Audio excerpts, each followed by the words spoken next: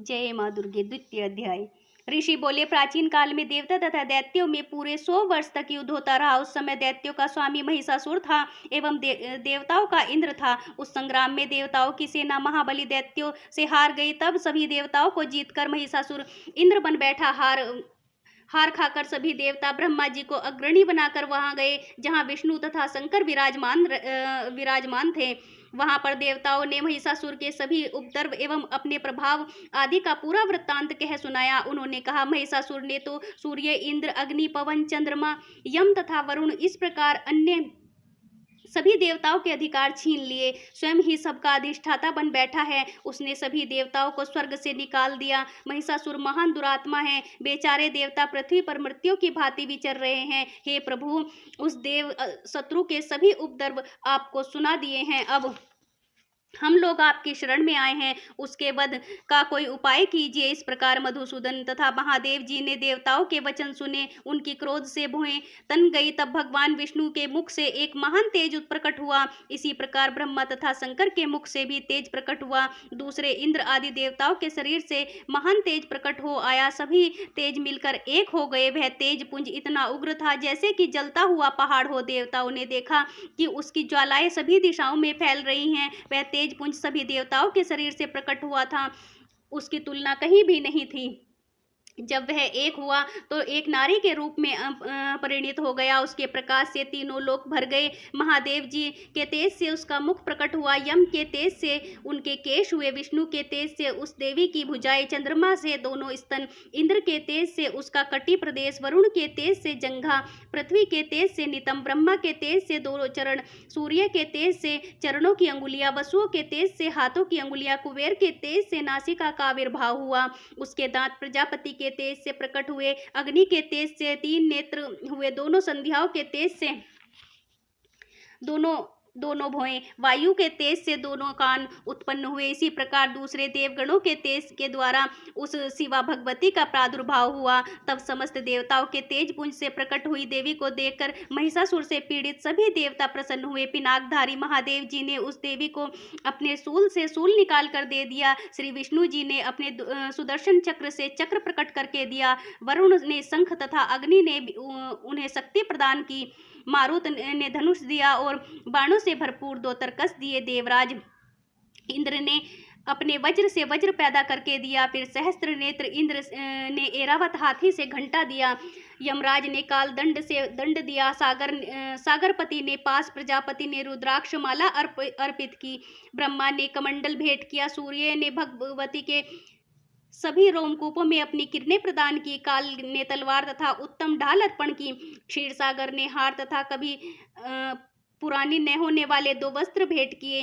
इसी प्रकार चूड़ामणि, दिव्य कुंडल तथा 2 कड़े भी भेंट किए और चमकता हुआ अर्धचंद्र, सभी भुजाओं के लिए बाजूबंद, चरणों के लिए नूपुर, कंठ के लिए सर्वोत्तम कंठुला भेंट किया। इसी प्रकार सभी उंगलियों के लिए रत्न जड़ित मुद्रिकाएं प्रदान की। विश्वकर्मा ने निर्मल परशु भेंट किया और अनेकों रूपों वाले अस्त्र, अभेदा कवच, मस्तक तथा गले में धारण करने के योग्य कभी न कुम्हलाने वाली कमलों की माला दी। जल्दी ने उसे बहुत सुंदर कमल दिया। हिमाचल ने वाहन के लिए सिंह तथा और भी अनेकों प्रकार के रत्न भेंट किए। कुबेर ने सुरापूर्ण पात्र दिया। सभी नागों के स्वामी शेष जी ने महामणियों से सुशोभित नागाहार दिया जो शेष जी इस पृथ्वी को धारण किए हैं। इसी प्रकार दूसरे देवताओं ने भी भूषण तथा आयुधों के द्वारा देवी जी का सत्कार किया। तब तो भगवती ने अट्टहास करके ऊंचे स्वर से गर्जना की। उनके भयानक नाद से सारा आकाश भर गया। वह घोर गर्जना कहीं समा न सकी। उसकी प्रतिध्वनि गूंज उठी। सारे लोग क्षुभित हो उठे। समुद्र कांपने लगे, पृथ्वी कांपने लगी, सभी पर्वत हिल गए। तब देवगण प्रसन्न होकर उस सिंह वाहिनी देवी की जय जयकार करने लगे। मुनियों ने भक्ति भाव से नम्र होकर देवी जी की स्तुति की। इधर देवताओं के शत्रुओं ने सारी त्रिलोकी को क्षोभग्रस्त देखा। तब वे अपनी सारी सेना को कवच आदि से तैयार कराकर अस्त्र शस्त्र लेकर झट उठ खड़े हुए। महिषासुर क्रोध में आकर बोला, अरे यह क्या हो रहा है। इतना कहकर सभी दैत्यों के साथ घिरकर उस सिंहनाद की ओर भागा, जहां जाकर उसने तीनों लोकों को अपने तेज से प्रकाशित करती हुई देवी को देखा। उस देवी के चरणों के भार से पृथ्वी दबी जा रही थी, माथे के किरीट मुकुट से आकाश पर रेखाएं पड़ती जा रही थी। उसके धनुष की टंकार से सातों पाताल क्षोभग्रस्त थे, हजारों भुजाओं से सभी दिशाओं को ढांप रखा था तथा देवी खड़ी हुई थी। उन देवी जी के साथ उन दैत्यों का युद्ध आरंभ हो गया। नाना प्रकार के अस्त्र शस्त्र का प्रहार करने लगे, उनसे सभी दिशाएं भर गई। महिषासुर का सेनापति उस समय चिक्षुर नाम का एक महान दैत्य था, देवी जी के साथ उसी का युद्ध होने लगा। इसी प्रकार अन्य दैत्यों को तथा चतुरंगणी सेना को साथ लेकर चामर भी युद्ध करने लगा। 60,000 दैत्यों को साथ लाकर उदग्र महादैत्य भी युद्ध में प्रवृत्त हो गया। महाहनु दैत्य 1 करोड़ रथियों को साथ लेकर लड़ पड़ा। तलवार के समान पैने रोमों वाला असिलोमा नामक दैत्य 5 करोड़ रथियों के साथ युद्ध में आ गया। 60 लाख रथियों से आवृत वास्कल दैत्य युद्ध में उतर पड़ा। पारिवारित दैत्य हाथी एवं घोड़ों के समूहों से घिरा हुआ करोड़ों रथियों के साथ युद्ध करने लगा। विडाल दैत्य 5 अरब रथियों को साथ लेकर लड़ने लगा। और भी हजारों महादैत्य रथ हाथी घोड़ों से घिरे हुए रथियों को साथ लेकर देवी जी के साथ युद्ध करने लगे। वे महाअसुर करोड़ों करोड़ों एवं रथियों एवं हस्ती सवारों से घिरे हुए थे। उस युद्ध में आकर डट गए। उस रगागन में स्वयं महिषासुर भी करोड़ करोड़ हजार रथों हाथी एवं अश्वों की सेना से घिरा हुआ खड़ा था। तोमर, भिंदीपाल, शक्ति, परशु, पट्टिटस, खड़ग आदि अस्त्रों से युद्ध में देवी जी के साथ युद्ध करने लगे। कुछ दैत्यों ने देवी जी पर शक्तियां छोड़ी एवं दूसरे ने पास फेंके। कई दैत्यों ने तो खंगों के प्रहार से देवी जी को मार डालने का प्रयत्न किया। तब उस चंडिका देवी ने उन अस्त्र शस्त्रों को अपने अस्त्र शस्त्रों की वर्षा करके खेल खेल में ही तोड़ डाला।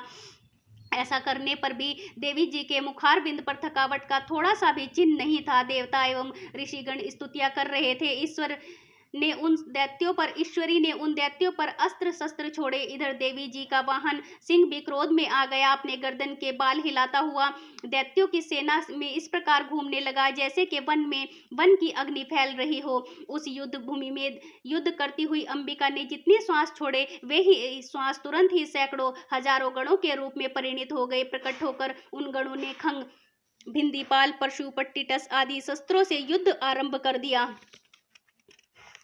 देवी जी की शक्ति से वृद्धि पाकर वे गण दैत्यों का नाश करने लगे। साथ ही दूसरे गण नगाड़े, शंख आदि बजाने लगे। महती प्रसन्नता देने वाले उस युद्ध रूपी उत्सव में कुछ एक ने मृदंग बजाए। तब देवी जी ने त्रिशूल, गदा और शक्तियों की वर्षा से तलवार आदि शस्त्रों से सैकड़ों महान असुर मार डाले। दूसरे कितने एक दैत्यों को यमघंटा के भयप्रद नाद से मूर्छित करके मारकर गिरा दिया। मरे हुए दैत्यों को पास से बांधकर पृथ्वी पर घसीट डाला। इस प्रकार दूसरे दैत्यों को तेज तलवार के प्रहारों से दो दो टूक कर डाला। कितने एक को गदा की चोट से घायल होकर पृथ्वी पर सो गए। मूसलों के प्रहार से कई रुधिर वमन करने लगे एवं कई शूल द्वारा वक्ष स्थल फट जाने से पृथ्वी पर पड़े थे। कितने एक दैत्य बाणों की वर्षा द्वारा युद्ध भूमि में काट गिराए। बाज पक्षी की भांति आक्रमण करने वाले देव शत्रु दैत्य प्राण छोड़ने लगे। कितने एक दैत्यों की भुजाएं कट गई, दूसरों की ग्रीवाएं छिन छिन हो गई। कई दैत्यों के सिर काट दिए गए, दूसरे मध्य से विदीर्ण हो गए। कुछ दैत्यों की जंघाएं कट गई और पृथ्वी पर गिर गए। और कुछ एक दैत्य को तो एक भुजा, एक आंख, एक पांव वाला करके दो टुकड़े कर डाला।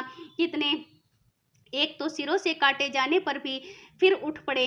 परम क्रुद्ध होकर वे कबंध धड़ से ही देवी जी से लड़ने लगे। सिर कटे कितने एक धड़ हाथों में तलवारें, शक्तियां, रिष्टियां लेकर घूम रहे थे। और कई एक महाअसुर देवी जी को ठहर जा कहकर ललकारने लगे। मार मार कर गिराए हुए रथी, हाथी, घोड़े एवं दैत्यों की लाशों के द्वारा जहां महायुद्ध हो रहा था, वहां की पृथ्वी इस प्रकार भर गई कि वहां का आना जाना कठिन हो गया। जब जगदम्बा जी ने एक क्षण में ही दैत्यों की महती सेना का इस प्रकार नाश कर दिया जैसे कि लकड़ियों के ढेर को अग्नि ने जला डाला हो।